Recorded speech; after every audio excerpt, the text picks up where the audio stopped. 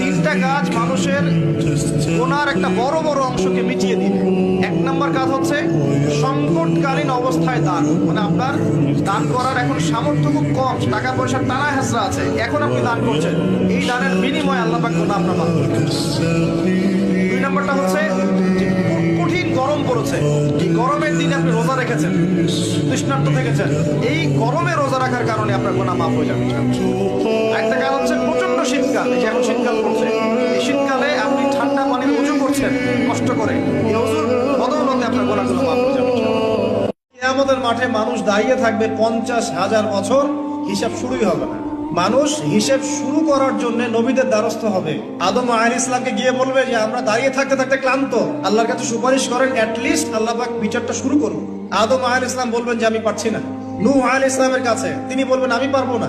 ইব্রাহিম আলাইহিস সালাম আমি পারছি না। নবী মুসা আলাইহিস সালাম আমি পারছি না। ঈসা আলাইহিস সালাম আমি পারবো না। সর্বশেষ কে? মুহাম্মদুর রাসূলুল্লাহ সাল্লাল্লাহু আলাইহি ওয়াসাল্লাম, যার উম্মত আমরা, সৌভাগ্যবান উম্মত আমরা। সেই নবী সাল্লাল্লাহু আলাইহি ওয়াসাল্লাম তখন সিজদায় পড়ে যাবেন, আল্লাহ রাব্বুল আলামিন তাকে যা শিখিয়ে দিবেন সেই দোয়া তিনি তখন করবেন, এবং এমন কিছু জিকির আল্লাহ পাক শিখিয়ে দিবেন যেটা ওই সময় আল্লাহ পাক তাকে শেখাবেন। সুবহানাল্লাহ। এবং আল্লাহ রাব্বুল আলামিন তাকে বলবেন তুমি মাথা উঠাও, তোমার কি চাওয়া আমার কাছে চাও।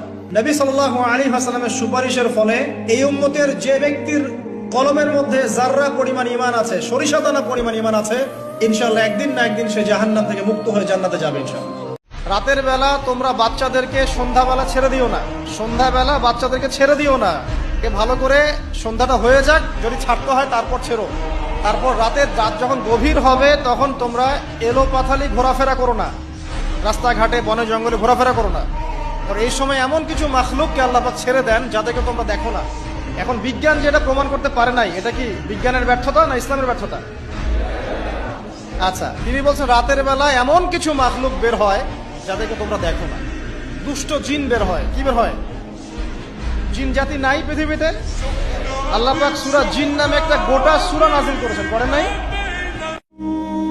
কোন ব্যক্তি যদি তার হায়াতে তার সময়ের মূল্য বুঝতে পারে প্রকৃত অর্থে, সে কি কখনো ঘন্টার পর ঘন্টা রাস্তাঘাটে আড্ডা মারতে পারে? অনলাইনে সময় নষ্ট করতে পারে? চায়ের দোকানে আড্ডা পিটাতে পারে? বান্ধবীর পিছনে সময় ব্যয় করতে পারে? টিকটক নিয়ে ব্যস্ত থাকতে পারে? সময়ের মূল্য যে ব্যক্তি বোঝে সে কি কখনো এই কাজগুলো করতে পারে? আল্লাহ পাক সবার আগে এখানে আমাকে বলছেন বলে আসরি, সময়ের কসম, অর্থাৎ সময় আপনার আমার জীবনে অত্যন্ত গুরুত্বপূর্ণ, এবং এই সময়টা লিমিটেড। আল্লাহ পাক একটা লিমিটেড টাইম দিয়েছেন আমাদেরকে।